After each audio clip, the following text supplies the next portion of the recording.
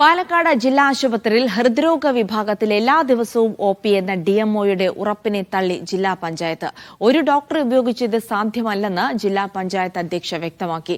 ഡോക്ടർമാരുടെ ഒഴിവുകൾ നികത്തുന്നത് മാത്രമാണ് ശാശ്വത പരിഹാരമെന്നും ഇതിനായി ആരോഗ്യമന്ത്രിയെ സമീപിക്കുമെന്നും ബിനുമോൾ പറഞ്ഞു. പാലക്കാട് ജില്ലയിൽ ഹൃദയരോഗത്തിന് ചികിത്സ തേടി എവിടെ പോകുമെന്ന സാധാരണക്കാരുടെ ആശങ്കയ്ക്ക് ഇനിയും പരിഹാരമായിട്ടില്ല. ജില്ലാ ആശുപത്രിയിൽ കാർഡിയോളജി വിഭാഗത്തിൽ ഡോക്ടർമാരില്ലാത്തത് പ്രതിഷേധത്തിന് വഴിവെച്ചപ്പോൾ ദിവസങ്ങൾക്ക് മുൻപ് ഡിഎംഒ വിദ്യ കെ.ആർ. നൽകിയ ഉറപ്പ് ഇങ്ങനെയാണ്.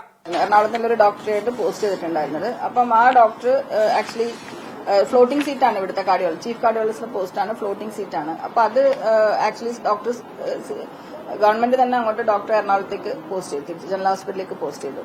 അപ്പൊ നമ്മൾക്കിപ്പോ ഇവിടെ കാർഡിയോളജിസ്റ്റ് ഇല്ലാത്ത അവസ്ഥയാണുള്ളത്. അപ്പൊ ഇനിയിപ്പം ഈ ഒരു 80 OP കട്ട് ഓഫ് വെക്കുന്നത് ആക്ച്വലി എനിക്ക് അങ്ങനെ ഒരു കമ്മ്യൂണിക്കേഷൻ കിട്ടിയിട്ടില്ല.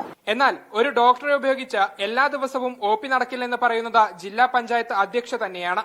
അത് സാധ്യമാവണമെന്നല്ലാതെ നമുക്ക് എല്ലാവർക്കും അറിയില്ലേ. എന്ന് വെച്ചാൽ അവിടെ ആൻജിയോഗ്രാം നടക്കണം അല്ലേ, ആൻജിയോഗ്രാം അവിടെ നടക്കണമല്ലോ. അപ്പൊ ആൻജിയോഗ്രാം നടക്കണമെന്നുണ്ടെങ്കിൽ അവിടെ ഒഫീഷ്യലി ലാബ് പ്രവർത്തിക്കണം. അപ്പൊ കാത്ത് ലാബിന്റെ പ്രവർത്തനം നടക്കണം, കൂട്ടത്തിൽ OP വേണം. ഒരു ഡോക്ടറെ മാത്രം ഉപയോഗിച്ച് എല്ലാ ദിവസവും OP നടത്തിയാൽ ശസ്ത്രക്രിയകൾ നടക്കില്ല. 2 കാർഡിയോളജിസ്റ്റിന്റെയും 2 അസിസ്റ്റന്റ് സർജൻമാരുടെയും ആവശ്യമാണ് ജില്ലാ ആശുപത്രിയിലുള്ളത്.